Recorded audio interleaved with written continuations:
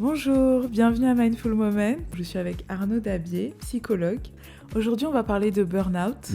Je pense que ça peut être très intéressant, tu as plein de choses à nous dire. Bienvenue à Mindful Moments, le podcast qui explore les chemins vers une meilleure santé mentale et un épanouissement personnel. Je suis Yana Seri, votre guide dans ce voyage vers le bien-être. Bonjour, bienvenue à Mindful Moment. Bonjour Yana. Aujourd'hui, je suis avec vous, donc je suis avec Arnaud Dabier, psychologue. Est-ce que vous pouvez vous présenter ? Ok, merci Yana. Je suis Arnaud Dabier, psychologue du travail et des organisations. J'exerce en tant que psychologue depuis environ une douzaine d'années. J'interviens sur des problématiques organisationnelles, en entreprise et aussi en cabinet. J'ai aussi un cabinet qui me permet d'intervenir auprès de personnes à titre individuel en ce qui concerne la psychothérapie, la prise en charge psychologique de couple aussi. Voici un peu, pour faire simple, une description en quelques mots. Et comment tu en es venu à devenir psychologue ? Je vais dire, on devient psychologue un peu pour se guérir soi-même en fait.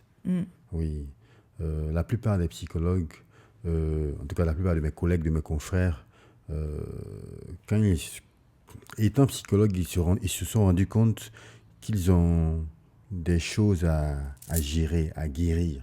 Et donc, c'est en devenant psychologue ou c'est avant de devenir psychologue ? Bon, je vais plutôt dire que c'est après coup qu'on se rend compte. Après coup qu'on se rend compte. C'est vrai qu'on choisit de devenir psychologue parce qu'on aime bien, on a une passion pour l'homme. Puisque le psychologue, il est orienté vers l'humain. Donc, on a une passion pour l'homme, pour tout ce qui est aider l'homme, se préoccuper du bien-être de l'homme, de tout ce qui est un peu, qui touche un peu à l'esprit. On aime bien. On aime bien. Et on s'oriente vers la psychologie parce qu'on se dit, bon, c'est peut-être la branche qui pourrait nous permettre de mieux appréhender, déjà de mieux connaître l'homme et de mieux appréhender ces problématiques-là. Et ses propres problèmes. Donc. C'est ses propres problèmes. Quand je reviens sur ça, on devient psychologue souvent aussi pour se guérir soi-même.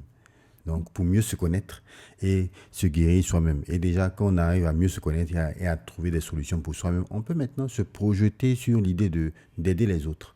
Ouais. Voici un peu. Et toi, tu as fait ces études-là directement après ton bac ? Oui, effectivement. Ici, en Côte d'Ivoire, directement après mon bac, je me suis inscrit en faculté de psychologie. Et bon, quelques temps après... Donc, c'était vraiment une passion, quoi. Oui, c'était une passion parce que c'est pas une mince affaire. Hein. C'est assez intéressant. Mais tout aussi un peu, pas si facile que ça en tout cas. Ah bah tant mieux. Oui. Aujourd'hui, on va parler de burn-out, parce que tu es psychologue d'entreprise. Oui, effectivement. Psychologue du travail. Du travail et des organisations. Donc, je pense que ça peut être très intéressant. Tu as plein de choses à nous dire. D'accord. Donc, on va commencer par définir le burn-out. D'accord. Qu'est-ce que c'est ? Ok. Le burn-out, pour faire simple, c'est le syndrome d'épuisement professionnel. Mais ça va un peu plus loin en termes d'épuisement professionnel, puisqu'il est souvent consécutif à un stress chronique. Un stress chronique qui, lui, est mal géré. Donc, tu vois un peu, quand on parle d'épuisement professionnel, c'est pas uniquement, c'est au-delà du physique, il y a aussi le psychique qui est touché. Donc c'est et le corps et le mental qui va mal. Qui va mal. Et le corps et le mental qui va mal. Donc, santé physique, santé mentale, il y a problème à ce niveau-là, quand on parle de burn-out. Donc, je reviens sur cet élément-là. Un stress mal géré qui devient chronique et donc qui dure dans le temps. Et là, bam, c'est un peu comme si on est face à un mur et de façon brutale, la lumière s'éteint, le corps s'arrête, le corps dit stop. Je ne veux plus fonctionner, je ne peux plus fonctionner, je n'ai plus de ressources pour gérer cette situation, stop. Et donc, physiquement, psychiquement. Ok. Et toi, tu as déjà eu un burn-out ? Bon, il faut dire qu'une personne un adulte sur 4, un adulte en tout cas aura une chance sur 4 d'avoir un burn-out. Ok. En tout cas, ça veut dire ça fait beaucoup, hein. Ça fait beaucoup. Un adulte sur 4... Non, c'est un peu différent. C'est plus dire un adulte aura une chance sur 4 d'avoir un burn-out. Donc Ok. la probabilité elle est assez forte. Oui, elle est assez Elle est forte. assez forte. On passe souvent par des situations de stress. Des situations de stress, on va dire, aiguës, qui surviennent. Notre corps arrive à gérer. On revient dans une phase d'équilibre. On arrive à gérer. Mais quelquefois, quand on n'arrive pas à gérer et que ça dure dans le temps, ça devient chronique, burn-out. Est-ce qu'il y a des petits burn-out, des gros burn-out? Est-ce qu'il y en a des différents? Bon, Ou est-ce que c'est à chaque fois ton corps s'arrête complètement et tu es cloué je au lit, dirais quoi? plutôt que, en fait, faut voir le burn-out comme le pic Mhm. en termes de stress chronique mal géré. Faut voir le burn-out comme ça. On est tous face à des situations de stress. L'idée même de stress, même, c'est un peu comme si votre organisme, face à une situation inhabituelle, réagissait. Parce que le stress en lui-même, c'est quelque chose qui est inhérent à l'être humain. On on passe en mode stress pour gérer une situation qui peut faire mal au corps. Donc le corps, l'organisme sent un danger. Voilà, c'est de la peur, en même temps La peur, de l'appréhension. l'appréhension. L'organisme sent un danger. Et donc, puisqu'il sent un danger, le premier réflexe, c'est de créer, c'est d'alerter d'alerter le cerveau, alerte tout l'organisme. Un peu comme s'il y avait des signaux d'alerte qui disaient attention, attention, attention, danger, danger. Donc l'idée, c'est quoi? C'est de faire quoi? C'est de fuir ou de se protéger. Et Donc du coup, c'est il comme ça. reste figé. C'est ça le stress, l'anxiété, c'est un peu Non, un état de... l'idée, faut voir le stress comme un signal d'alerte. Ok. Au départ, un signal d'alerte. C'est comme ça que ça fonctionne aussi bien avec les animaux, aussi bien avec les hommes. C'est un signal d'alerte. Situation de stress, fuis, protège-toi, parce qu'il y a un danger. Ok. Maintenant, on est devenu si on peut dire ça comme ça, avec la culture, toutes les choses ont changé, tout ça au point où on est plus sujet à des situations de stress. Ah bah oui, on a beaucoup d'attentes aujourd'hui. Tu dois être Personnel, parfait voilà, sur tous les professionnel, domaines, effectivement. personnel, professionnel. Et avec les écrans, avec les réseaux sociaux, Oui. bah, on se compare énormément. Donc en fait, on a beaucoup plus d'attentes envers nous-mêmes. Les autres ont plus d'attentes envers nous. Donc bon, 2 fois plus de stress, ça c'est sûr. Effectivement. Donc le niveau de stress, en tout cas la perception même de ce qui peut être stressant est plus forte. Le niveau de stress a augmenté. Notre sensibilité à réagir face à des situations stressantes est devenue plus basse, si on peut dire. C'est un peu comme si on est plus sujet au stress maintenant qu'il y a quelques temps de cela. Qu'il y a des années de cela. Avec, comme tu dis, les réseaux sociaux, les mutations technologiques qui sont des stimulateurs, du moins des stimulateurs à haute fréquence, c'est vraiment pas évident en tout cas. Donc du coup, c'est quoi les symptômes du burn-out? Les symptômes du burn-out. Bon, avant même de parler des symptômes, je pense que c'est intéressant d'évoquer même des manifestations même. En termes de manifestations, faut voir déjà des manifestations émotionnelles, psychologiques. Quand je parle de manifestations émotionnelles, on va voir, ça se verra dans les symptômes, on verra l'irritabilité, la colère, tout ça. C'est un peu comme si la personne perdait les repères émotionnellement. Donc, on a ça. On a aussi un sentiment de dépersonnalisation. On a des individus qui, face dans les situations de burn-out, ne se reconnaissent plus, ont du mal à agir comme ils auraient agi à la normale. En fait, c'est une obsession du travail qui t'amène à ne plus être toi-même. Oui, effectivement. Et tu deviens ton travail, en fait. Un surinvestissement. Ouais. On surinvestit le travail, on surinvestit notre boulot, notre activité, au point où quand ça va mal, on se coupe de ses émotions, etc. On se coupe de ses émotions. Et là, donc c'est lié. C'est lié. On arrive au burn-out. Et donc, la troisième phase, c'est quoi? C'est que, vu qu'on a surinvesti, on a surinvesti au niveau du travail et qu'on n'y arrive pas, on est dans une sorte de sentiment de non-accomplissement. On n'y arrive pas. On n'y arrive pas au niveau du travail, on n'y arrive pas psychologiquement et ça devient difficile. Donc, on a ces trois phases-là, émotionnelle, dépersonnalisation et sentiment de non-accomplissement.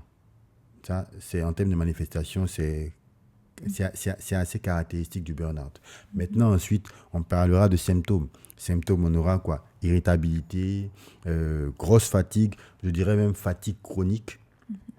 Fatigue chronique, j'ai dit irritabilité, c'est effectivement, donc, irritabilité, colère, apathie quelquefois, on se sent, comme j'ai dit, fatigue, il y a aussi on n'arrive jamais des aussi à bien faire. On travaille énormément, mais on n'arrive pas à faire ce qu'on veut bien, en fait. Effectivement, et ça se répercute. Parce que tu es toujours fatigué, en fait, donc tu essayes de faire la tâche, tu n'y arrives pas, mais tu es fatigué, donc tu vas réessayer, mais tu es sur ta fatigue, en fait. Oui, effectivement, physique et psychique. Donc, physique, c'est fallait les maux de tête, les courbatures, tout ce qui est douleur musculaire, tout ça, et au niveau psychique, ce sera quoi? On se sent démotivé, on n'arrive à rien. Donc, forcément, on est découragé. On est découragé, on est vraiment dans une situation où on perd ses repères totalement. C'est quelques symptômes qu'on peut présenter comme concernant le burn-out en tout cas. Et qu'est-ce qui cause ça? Qu'est-ce qui fait qu'on en arrive là? Bon, les causes sont multiples. Les éléments qui vont précipiter vers le burn-out sont multiples. Déjà, premier élément, le stress. Le stress, la capacité à gérer le stress, c'est important. Ouais. C'est important, puisque c'est l'élément c'est l'élément déclencheur. Le fait de ne pas être capable de gérer le stress, c'est ça qui va poser problème. Maintenant, au-delà de ça, on a des facteurs personnels et les facteurs professionnels. Facteur personnel, un divorce, un deuil mal vécu, un divorce mal géré, une séparation. Donc c'est pas que, en fait, c'est forcément lié à ta vie personnelle quand tu as un burn-out. L'être humain est un tout. Ouais. Personnel et professionnel s'imbriquent pour former ce qu'on est en tant qu'être humain. Donc, c'est vrai qu'on parle de faire la part entre le professionnel et le personnel, mais c'est quelque chose qui s'imbrique pour faire cet être humain symbiotique qui arrive à gérer de façon optimale, en tout cas qui devrait pouvoir gérer de façon optimale sa vie. Donc, si au niveau personnel, il y a des choses qui ne vont pas, si on a subi quelque chose qui est difficile à gérer, qu'on n'arrive pas à gérer, ça va avoir une répercussion sur notre travail.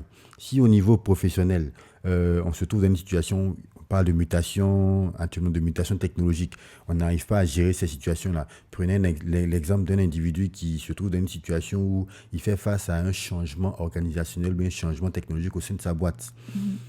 Il est habitué à une certaine routine et ce changement-là vient tout chambouler. Ça crée un stress. Si ce stress-là perdure sur le long terme, dès qu'il devient chronique, ça peut facilement évoluer vers le burn-out, en fait. Donc, pour faire simple, personnel, des choses qui se passent dans la vie de tous les jours. Donc, j'ai évoqué quelques éléments, divorce, séparation, un problème de santé, ce genre de choses-là. Et au niveau professionnel, vous avez, je peux te citer des éléments comme les mutations technologiques, changements organisationnels, le fait même d'avoir même une hiérarchie souvent un peu trop pesante sur soi, ça peut être problématique. Avoir un management au sein de la boîte un peu trop directif, ça peut être problématique. Justement, vous, qu'est-ce que vous rencontrez dans votre travail? Enfin, justement, toi. Qu'est-ce que tu rencontres dans ton travail? En termes de... pour les personnes en termes qui viennent, des causes du burn-out. De causes, ok. Parce que du coup, toi, tu interviens avant qu'il y ait le burn-out. Bon, on fait appel à toi en entreprise. J'espère, mais quelquefois, on intervient en entreprise parce qu'il y a eu burn-out. Parce que voilà, donc quand tu interviens quand il y a eu burn-out, en général, c'était quoi les causes? Les causes, c'était souvent mutation technologique, un changement organisationnel. changement organisationnel, ou bien quelquefois les contraintes liées à la situation du moment qui font que l'entreprise qui me fait appel est dans une situation où il y a une concurrence tellement forte que ces équipes sont sous pression de façon continuelle. Et là, le stress, il est constant. Donc, j'espère ne jamais me trouver dans la situation dans laquelle se sont trouvés les psychologues qui à l'époque, devaient gérer les cas de suicide à France Télécom de l'époque. Ah oui, je me Où il y a souviens eu de ça. 35 C'était en 2006, En non? 2006, il y a eu Ah oui, 35 j'ai cas pas de oublié. suicide. Ouais. Des gens qui se sont jetés par la fenêtre, oui. comme on dit, qui se sont Mais défenestrés. J'ai jamais su, en fait, qu'est-ce qui s'était passé dans cette entreprise-là. C'était ça. Stress constant. L'entreprise, pour faire simple, l'entreprise faisait face à une restructuration Ouais. qui était liée au fait que l'environnement dans lequel elle évoluait avait changé et changeait considérablement. C'est Elle ça. avait des concurrents qui étaient vraiment féroces. Donc, il y avait Vodafone Donc, et autres qui vraiment les managers mettaient la ils pression, mettaient en une fait. pression terrible. Ouais.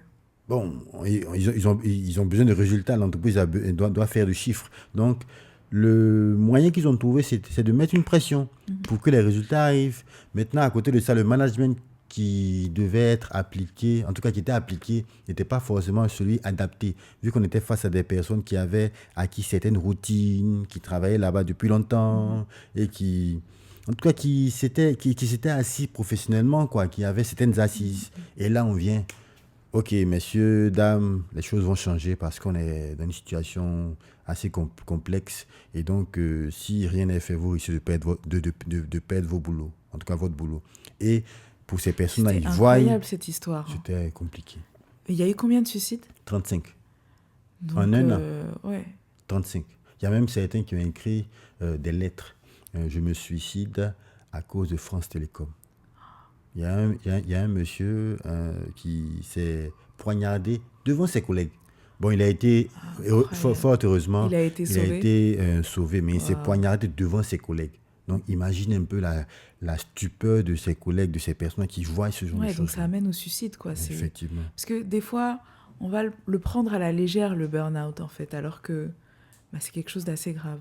Quelque chose d'assez grave. Ici, en Côte d'Ivoire, en Afrique, en Côte d'Ivoire particulièrement, c'est des questions qui restent, je ne veux pas dire tabou, mais encore méconnues. Parce que quand on l'entend, ça c'est chez les Blancs, nous on ne vit pas sur une chose-là. Alors, les gens, c'est parce qu'ils n'ont pas envie de travailler. C'est difficile d'avoir une hygiène de travail. Je veux dire, les patrons, ils prennent leurs employés avec des horaires très flexibles, je trouve. Et des fois, tu arrives à 8h30, tu vas finir à 21h. Enfin, ici, c'est normal, quoi. Soyons sincères, est-ce que c'est normal? Non, c'est pas normal. Est-ce que c'est normal de Mais justement, demander moi, ça je à trouve ça quelqu'un? pas normal. Mais ici, il y a beaucoup de gens qui travaillent comme ça. Hein. Et on te dira, par exemple, je me rappelle d'un cas d'une dame qui a fait un burn-out. Bon, c'est vrai que je m'étais retrouvé dans cette entreprise en tant que consultant pour d'autres choses. On devait faire de la consultance en termes de communication interne d'entreprise. Ok. Et je vois la dame qui est au four et au moulin, qui semble être un peu agitée, mais vraiment sous pression. Ouais. On sentait ça dans son attitude. Et je pose quelques questions. On me dit, cette dame-là, vraiment, c'est chaud, hein. Elle est toujours au travail, tout ça. Et je creuse un peu, on me dit qu'elle vient à 6h30. Elle repart à 22h, 23h. Je demande, elle est mariée? On dit oui, elle est mariée. Elle a des enfants? Oui, elle a 3 enfants. 6h30, 23h. Imaginez un peu. Quel temps? 6h30, 23h, c'est beaucoup Et trop. on me dit que quelquefois, quand elle juge qu'elle a trop de travail, en tout cas trop de boulot, elle dort au travail. Et elle appelle son mari pour dire qu'il j'ai trop de choses à faire, je ne pourrais pas rentrer. Donc, il s'occupe des enfants. Oh là là. Bon, imaginez une telle situation. Elle est catastrophique. Ah oui, elle est catastrophique. Elle avait vraiment besoin d'aide. Cette situation a eu des répercussions sur sa vie de couple. Ouais. Forcément. Je dirais pas et tous les après, détails, en plus, plus tu travailles comme ça, plus les autres employés, en fait, ils comptent sur toi parce qu'ils se disent, elle est forcément là. Donc, il te donne encore plus de travail, en fait. Effectivement. Parce que tu es celle qui est tout le temps là. Effectivement.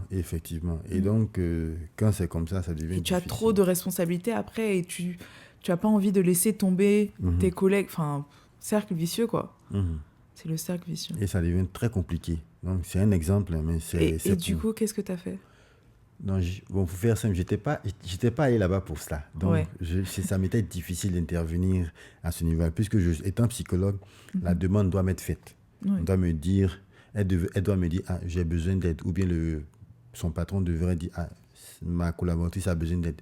La demande ne m'a pas été faite. Ce que j'ai essayé de faire de façon informelle, c'est d'essayer de parler avec elle entre midi et 2 pour voir un peu comment ça se passait, tout ça. Elle m'a exposé sa situation de vie professionnelle qui était vraiment... elle était sous pression tout le temps, en fait. Sous pression tout le temps, à cause d'un management qui était vraiment, je ne vais pas dire rigide, mais qui était un management qui mettait sous pression. Donc, ça devenait difficile pour elle. Mais à côté de cela aussi, la façon dont elle a réagi au départ à cette mise sous pression l'a peut-être emmenée vers ça. Si elle avait mis des barrières... Ah non, je ne peux pas faire ça. Ça, c'est difficile. Ça, j'ai une famille, je ne peux pas faire ça. Même si... Ah non... Peut-être quand ils voient que tu acceptes tout, les gens, ils rajoutent. Les gens rajoutent. Les gens rajoutent. Les gens rajoutent et ça devient très compliqué à gérer. Ok. Donc, du coup, c'est quoi les effets du burn-out, pour résumer un peu ce qu'on a dit? Pour les effets sont multiples. Déjà, au niveau physique, on revient sur ça. Fatigue, grosse fatigue. Vous verrez des employés qui vont pour faire péter les plombs. Parce que, comme on dit, le burn-out, c'est un peu comme si votre corps s'arrêtait c'est un peu comme si ton corps s'arrête brutalement. Oui, voilà. Qu'est-ce qui se passe au pic du burn-out? Le corps dit stop. Stop. Okay. Des crises de larmes, la dépression, la personne peut s'effondrer même, de fatigue. La personne est irritable à souhait. Bon, je vais donner un exemple. Tu vois, tu te retrouves devant une situation où un employé, parce qu'il est en burn-out, se défenestre ou bien prend un couteau et puis décide de mettre fin à ses jours. Donc, le pic, c'est vrai qu'on en parle beaucoup ces derniers temps, mais le pic, ça pourrait être le suicide. Ça pourrait être le suicide, en tout cas. En termes de pic, la chose la plus... En tout cas, ton corps lâche, quoi. Le corps lâche. Ton corps lâche. Le corps lâche. Et généralement, les personnes qui sont en burn-out, même prendre des vacances, ça ne résout pas le problème, en fait. On va dire, OK, prends quelques jours, tu vas te reposer en espérant que ça va aller. Mais ça ne résout pas le problème. On voit la personne qui est en train de pleurer la nuit, ne dort pas, insomnie. Ça aussi, c'est important. J'ai oublié de mentionner en termes de symptômes, insomnie. Le sommeil, c'est quelque chose de capital pour l'organisme. Le sommeil permet de recharger les batteries et de repartir de plus belle pour le lendemain. Donc, quand une personne ne dort pas, c'est la porte ouverte à toutes sortes de difficultés psychologiques et physiques aussi. Donc, ça devient difficile. Donc, je dirais, c'est un peu cela. Donc, quand en termes de pic, brutalement, la personne peut tout lâcher. Tout lâcher. Elle ne répond de rien, elle ne répond plus de rien. C'est un peu comme si vous avez un véhicule qui n'avait plus d'essence. Le véhicule s'arrête. Il ne répond plus de rien. Donc, quand le véhicule s'arrête, s'il n'y a pas eu casse moteur, un psychologue peut intervenir, je vais dire un professionnel peut intervenir pour aider. C'est quoi les solutions du coup? Les solutions. Déjà, première chose importante, au niveau de l'entreprise, il est important d'avoir une cellule d'écoute. Une cellule d'écoute pour aider les personnes qui se trouvent dans ce genre de situation-là. Donc, ça, c'est primordial parce que les travailleurs sont en entreprise et il est important de créer les conditions pour qu'ils puissent se sentir dans les meilleures conditions pour donner le meilleur d'eux-mêmes. C'est un peu cela. Et donc, ça, pour ma part, je pense que c'est une des solutions intéressantes. Elle est préventive, mais en même temps, elle est corrective. Elle est plutôt préventive. Quand on est en burn-out, c'est quoi les solutions pour nous? Pour nous, déjà, la première solution, c'est déjà de prendre un temps pour soi. Parce c'est que ça, donc on un arrête. temps pour soi, on arrête. On prend un temps pour soi. On prend un temps pour soi, pour s'asseoir et puis reposer son corps, reposer son esprit. C'est vrai que c'est pas facile parce que les personnes qui sont en burn-out sont différentes des personnes qui font une dépression. La personne qui est en burn-out, c'est pas comme si elle avait des idées noires sur Oui, non, à la je base, je pense qu'elle n'a pas envie de se suicider, par exemple. Elle a pas forcément. Pas forcément au départ, en tout Pas cas. forcément au départ. Elle a surinvesti son travail, elle a surinvesti ses activités professionnelles, mais par la suite, elle se rend compte qu'elle ne peut pas y arriver. Donc, c'est de cela qu'il s'agit. Donc, l'idée, c'est de mettons bas la terre, prenons le temps de réfléchir à notre situation de travail. Qu'est-ce qu'on peut faire? Je sais que tu aimes ton boulot, je sais que j'aime mon boulot. Qu'est-ce que je peux faire pour améliorer cette situation-là? Mais déjà, première chose, on prend le temps de se reposer, de reposer son corps et son esprit. On parle de burn-out, donc on parle de épuisement physique. Donc il y a de fortes chances qu'on devra voir un spécialiste, un médecin, en l'occurrence, pour déjà aider à gérer tout ça. On aura peut-être, il va peut-être faire Puis peut-être qu'il faut changer de travail. Hein. Moi, je pense Avant même de penser à changer de travail, il serait intéressant déjà de revoir sa façon de travailler. C'est ça. Revoir sa façon de travailler, la façon de travailler de l'entreprise où tu travailles. Bon, souvent, c'est pas évident de changer l'entreprise. Mais vrai. Par contre, il y a tellement de situations de précarité. Effectivement, effectivement. On peut changer sa façon de travailler. Son mode de fonctionnement, on peut l'améliorer pour se sentir mieux. On peut être plus assertif. Parce que ça, c'est une des solutions, l'assertivité. L'assertivité, c'est la capacité à faire ce que je dis et à dire ce que je fais. Donc ça, c'est important. Généralement, le cas que je présentais tout à l'heure, la personne se trouvait dans des situations où elle faisait forcément ce qui ne lui était pas dévolu. Exactement. Et elle faisait des choses, et elle disait des choses forcément qu'elle ne faisait pas. Parce que quelquefois, le fait de dire, ok, je prends, je fais, et puis on n'y arrive pas, ça devient compliqué. Et sache que si tu fais ça, tu auras forcément une autre tâche qui vont te donner une autre tâche. Ça vient. Faut pas penser que tu vas dire OK pour ça et après c'est terminé. Non, au contraire. Plus tu acceptes, plus ça vient. Effectivement, il faut accepter de dire non. Il faut connaître en fait pourquoi tu as été engagé et s'y tenir, quoi. Et après, quand tu t'y tiens, tu t'organises dans ton travail pour rester sur tes tâches. Effectivement, quand on a du mal à s'organiser, les accomplir et bien les accomplir. Effectivement, quand on a du mal à s'organiser, on peut approcher la RH, ou bien dans la mesure du possible, rechercher un professionnel qui pourra nous aider, nous coacher dans ce sens-là. Mais l'idée, c'est déjà, quand on est en burn-out, si on se rend compte que ça ne va pas, aller voir déjà un médecin qui va nous aider à gérer le côté physique, le côté physiologique, parce qu'il y a une atteinte fortement physiologique. Et puis, par la suite maintenant, aller voir si on est encore dans des situations, on a du mal encore à gérer, on est encore très fortement sensible, voir un spécialiste, un psychothérapeute, un coach, pour nous aider à, on va dire, à avoir une hygiène professionnelle un peu différente. À avoir, avec le psychologue, on pourra travailler sur de nouvelles habitudes, sur de nouveaux comportements qui vont nous permettre d'être plus efficaces, mais moins, en tout cas, moins surinvestis, mais qui vont nous permettre de penser à nous d'abord et aussi de mieux envisager notre vie professionnelle. D'accord. Donc, en tant que psychologue, moi, je suis plus sur une logique de thérapie comportementale cognitive. C'est assez nouveau. En tout cas, ici en Côte d'Ivoire, c'est assez nouveau en tout cas. Donc l'idée, et ça aide. Ça aide beaucoup. Parce que l'idée, c'est de trouver des solutions rapides pour des problèmes de créer des habitudes chez la personne qui travaille avec la personne. Ok. Pour déjà, l'idée, c'est déjà l'acceptation. Voilà ce qui s'est passé. Comment tu envisages ta vie professionnelle? Ok.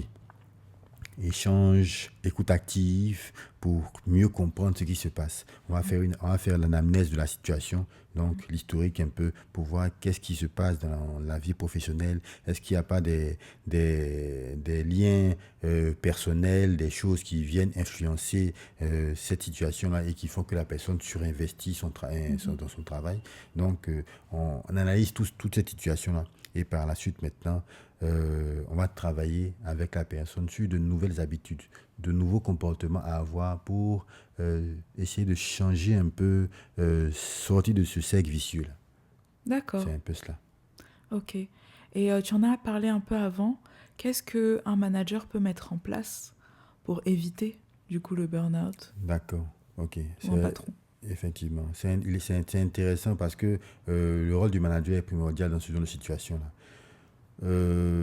C'est vrai qu'en tant que psychologue, je suis plus tenté de proposer un management situationnel. Je veux dire, selon la situation, on pourrait être participatif, on pourrait impliquer les travailleurs. C'est important de les impliquer. Hein. Quand un travailleur se sent impliqué dans les tâches qui lui sont dévolues, même si c'est quelque chose qu'il doit faire, il est consulté, il se sent plus investi.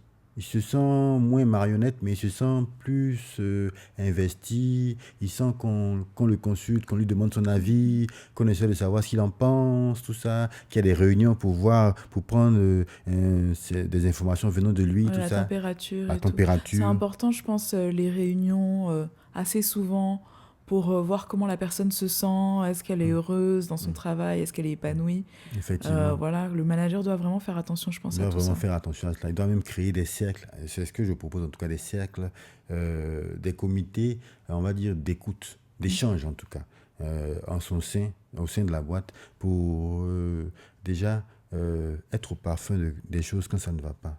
Quand ça ne va pas. Bon, il n'est pas question d'avoir des gens qui vont jouer les perroquets pour le boss. Hein. C'est moins ça. L'idée, c'est un cercle d'écoute entre collègues. S'il veut y partir, tant mieux. S'il préfère ne pas le faire, il n'y a pas de souci. De sorte que les collègues entre eux, ils puissent échanger sur ces situations-là. Moi, je propose quelquefois de faire des binomages au sein des entreprises, de sorte à permettre C'est toujours mieux à deux. C'est mieux à deux. Seul, on va vite. Oui. À deux, on va plus loin. Exactement. Donc, il est important de... On apprend plus.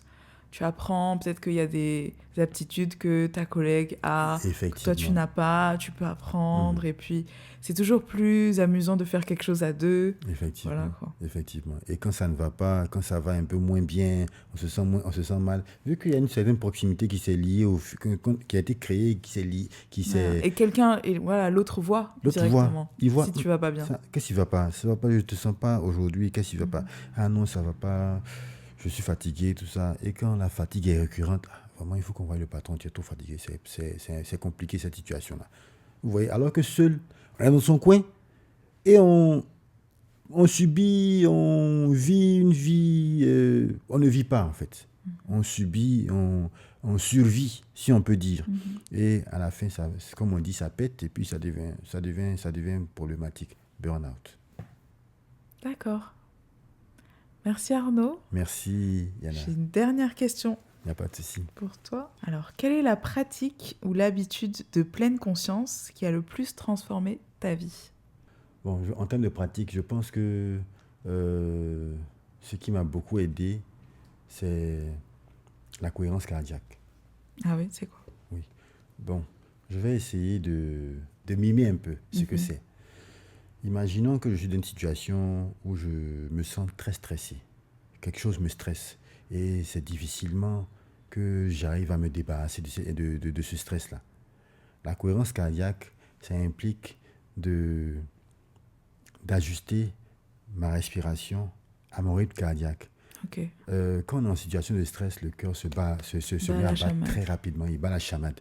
Donc, c'est un peu comme si tout était en alerte dans le corps. Donc, l'idée, c'est de faire quoi? C'est d'ajuster notre respiration, qui est aussi, quelquefois, se met à aller très vite, à notre rythme cardiaque.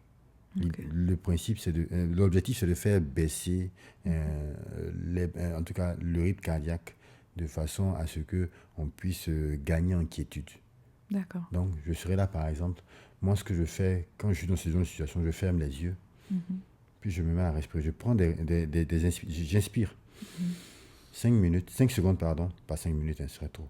5 secondes. Je relâche.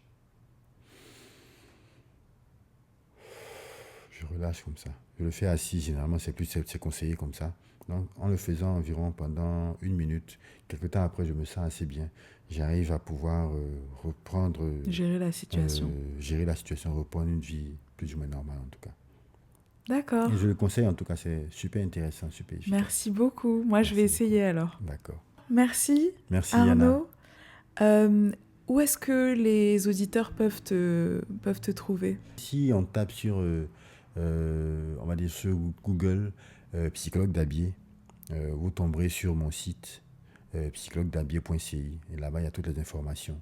Donc, toutes les informations me concernant, les problématiques que je tente de résoudre, et puis le contact du secrétariat pour ceux qui voudraient consulter un psychologue. D'accord. On conseille à tous ceux qui sont en situation peut-être de burn-out ou qui ont d'autres problèmes. Merci d'avoir suivi cet épisode et on se retrouve le mois prochain. À bientôt. Merci, à bientôt.